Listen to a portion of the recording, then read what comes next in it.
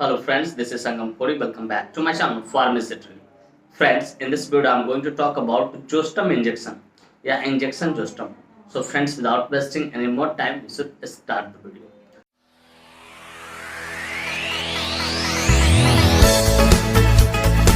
Friends, यह video न सिर्फ जानकारी के उद्देश्य से बनाया है। इस वीडियो को देखने के बाद कोई भी इंजेक्शन आप खुद से इस्तेमाल न करें, कतई सेल्फ मेडिकेशन न करें।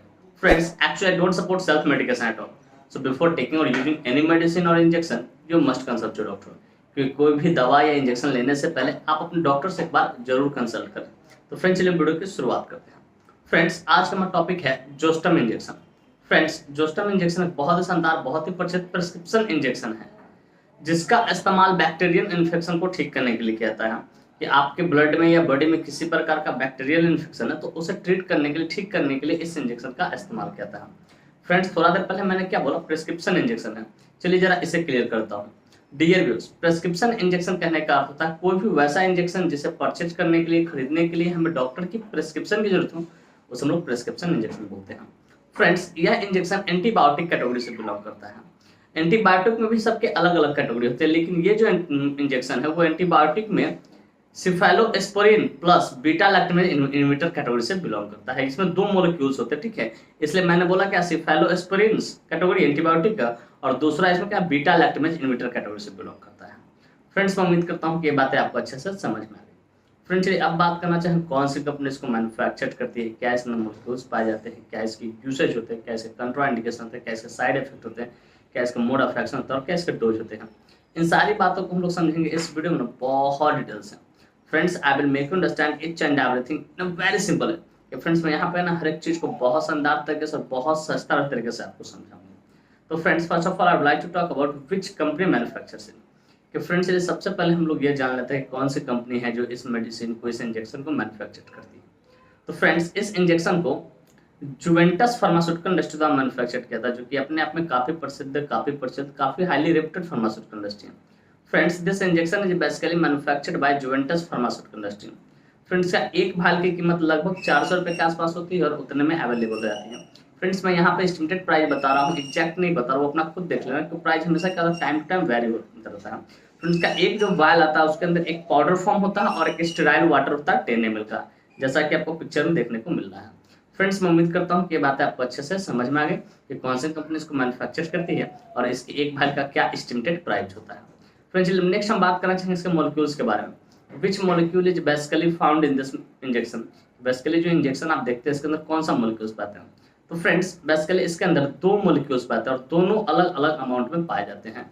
नंबर 1 है सेफोपेराजोन 1000 मिलीग्राम, मतलब 1000 मिलीग्राम पाता है। दूसरा इसमें सैलबैक्टम, वो 500 मिलीग्राम पाता है। सेफोपेराजोन 1000 मिलीग्राम और सैलबैक्टम से पाया जाता है 500 मिलीग्राम पर, और दोनों मिलकर बैक्टीरियल इन्फेक्शन को ठीक करने के लिए किया जाता है। फ्रेंड्स, मैं उम्मीद करता हूँ कि ये बातें आपको अच्छे से समझ में आ गई। फ्रेंड्स, चलिए अब बात करना चाहेंगे इसकी यूसेज के बारे में, कहाँ कहाँ इसका इस्तेमाल किया जाता है, डॉक्टर कब इसको प्रिस्क्राइब करते हैं, किन किन डिजीज में सपोर्टिव ट्रीटमेंट पर इसका इस्तेमाल लेते हैं। Friends, let us talk about the usage of this injection. इस इंजेक्शन के यूसेज को समझते हैं कहाँ कहाँ इसका इस्तेमाल किया जाता है। तो friends, number 1 is treatment of bacterial infection. कि अगर किसी को ब्लड में बैक्टीरिया का इन्फेक्शन हो गया हो या बॉडी में बैक्टीरिया का इन्फेक्शन हो गया तो उसको ठीक करने के लिए इसका इस्तेमाल किया जाता है। अब जरा ये समझ लो कि बैक्टीरियल इन्फेक्शन पता कैसे करोगे। आप एक टेस्ट आता है सीबीसी आप टेस्ट करवाओ, उसमें अगर WBC की संख्या, ठीक है, वो राइज किया हो, ठीक है, बढ़ा हुआ हो, जो नॉर्मल जो रहना चाहिए 4000 से लेकर 10 या 11000 तक, और उससे ज्यादा राइज कर रखा तो समझो कहीं ना कहीं बैक्टीरियल इन्फेक्शन आपके ब्लड में, बॉडी में है, तो उसको ठीक करने डॉक्टर इसका इस्तेमाल करते हैं। फिर ट्रीटमेंट ऑफ RTI इन्फेक्शन, अगर किसी को रेस्पिरेटरी ट्रैक में इन्फेक्शन है उसको भी ठीक करने के लिए डॉक्टर इसका इस्तेमाल करते हैं। पर treatment of cough and cold, कि अगर कोई व्यक्ति कफ एंड कोल्ड से सफर कर रहा है, ठीक है, लंबे समय से, तो उसको भी ठीक करने में डॉक्टर इसका इस्तेमाल करते हैं। पर ट्रीटमेंट ऑफ लंग्स इन्फेक्शन, या किसी को फेफड़े में इन्फेक्शन हो गया हो, ठीक है, उसको भी ठीक करने डॉक्टर इसका इस्तेमाल करता है। फिर ट्रीटमेंट ऑफ प्लूरल इफ्यूजन, कि अगर किसी को प्लूरा में पानी भर गया हो, फ्लूइड भर गया हो, ठीक है, तो उसको भी ठीक करने डॉक्टर इसका इस्तेमाल करते हैं। पर ट्रीटमेंट ऑफ सीओपीडी कहने का था क्रोनिक ऑब्स्ट्रक्टिव पल्मोनरी डिजीज, जिसको दूसरे शब्द में हम लोग इम्फीसिमा बोलते हैं, मतलब सांस लेने में परेशानी होना, ऐसी डिजीज, ठीक है, तो उसको भी ठीक करने के लिए, मतलब सीओपीडी को भी ठीक करने डॉक्टर इसका इस्तेमाल करते हैं। फिर ट्रीटमेंट ऑफ अस्थमा, अस्थमा को भी ठीक करने डॉक्टर इसका इस्तेमाल करते हैं।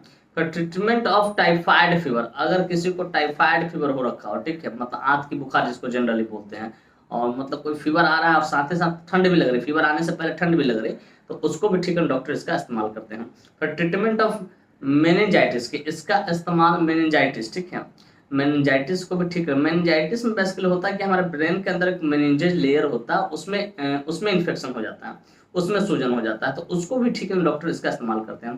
पर ट्रीटमेंट ऑफ किडनी इन्फेक्शन, या किडनी में किसी प्रकार का इन्फेक्शन हो गया हो, ठीक है, तो उसको भी ठीक करने के लिए डॉक्टर इसका इस्तेमाल करते हैं। फिर ट्रीटमेंट ऑफ यूटीआई इन्फेक्शन, किसी को यूटीआई इन्फेक्शन है, यूरिनरी ट्रैक्ट इन्फेक्शन, मतलब यूरिनरी ट्रैक्ट इन्फेक्शन कहने का अर्थ है यूरेटर, ब्लैडर और किडनी, ये तीनों में कहीं भी इन्फेक्शन है तो उसको ठीक करने डॉक्टर इसका इस्तेमाल करते हैं। फ्रेंड्स बेसिकली इतने सारे जगहों पर डॉक्टर इसका इस्तेमाल करते हैं, ठीक है। और कभी कभी डॉक्टर इसका इस्तेमाल बोन इन्फेक्शन में भी करते हैं। ट्रीटमेंट ऑफ बोन, किसी को बोन का इन्फेक्शन हो गया, हड्डियाँ टूटी है, उसके बाद काम उसका सर्जरी वगैरह हुआ, फिर भी उसमें इन्फेक्शन रह गया, ठीक है, तो उसको भी ठीक करने डॉक्टर इसका इस्तेमाल करते हैं। पर treatment of post surgery wound, कि अब किसी का ऑपरेशन हुआ और उस घाव को सुखाना हो, ठीक है, तो उसको भी ठीक करने डॉक्टर इसका इस्तेमाल करते हैं। तो फ्रेंड्स बेसिकली इतने सारे जगहों पर डॉक्टर इसका इस्तेमाल करते हैं, हो सकते हैं ब्रोंकाइटिस में भी कर सकते हैं, ठीक है, अपने अनुभव के आधार पर डॉक्टर, ठीक है, मतलब किसी प्रकार का बैक्टीरियल इन्फेक्शन हो आपके बॉडी में, ब्लड में, तो उसको ठीक करने डॉक्टर इसका इस्तेमाल करता है। हालांकि मैंने इतने सारे डिटेलिंग करके बता दिया कहाँ कहाँ इसका इस्तेमाल किया जा सकता है। तो फ्रेंड्स मैं उम्मीद करता हूँ इसकी यूसेज आपको बढ़िया से समझ कहाँ कहाँ इसका इस्तेमाल किया जाता है। फ्रेंड्स चलिए अब बात करना चाहेंगे इसके कंट्राइंडिकेशन के बारे में। Friends, without knowing contraindication, we should never ever administer any drug, any medicine, any injection to anyone. कि बिना कंट्राइंडिकेशन जाने कभी भी किसी को कोई भी इंजेक्शन हो आपको एडमिनिस्टर नहीं करना है, इसका परिणाम घातक हो सकता है।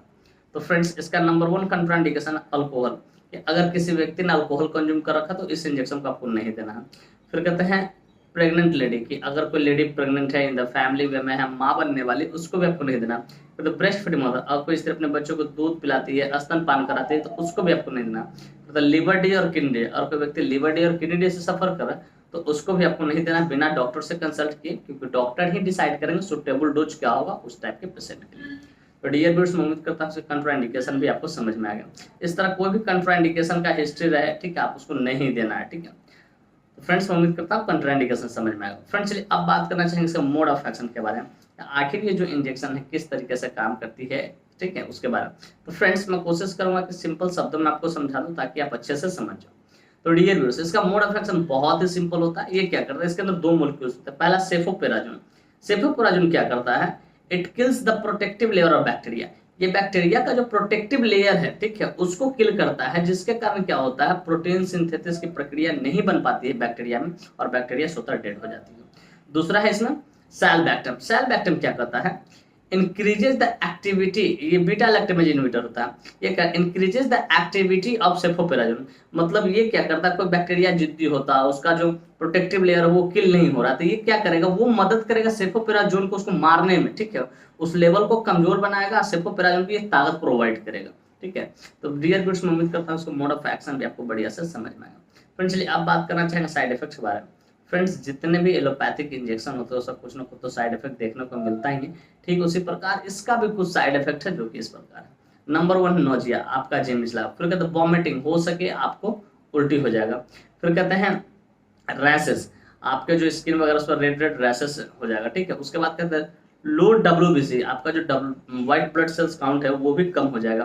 फिर होता है लो HB, कभी कभी हीमोग्लोबिन का लेवल भी कम हो सकता है। तो फ्रेंड्स ये कुछ इसका साइड इफेक्ट। इस तरह कोई भी साइड इफेक्ट देखिए आप तुरंत अपने डॉक्टर कंसल्ट करें, उन्हें इन्फॉर्म करें कि सर मुझे इस तरह की परेशानी हो रही थी, हो सके इसके जगह पर दूसरे एंटीबायोटिक को सेलेक्ट करेंगे।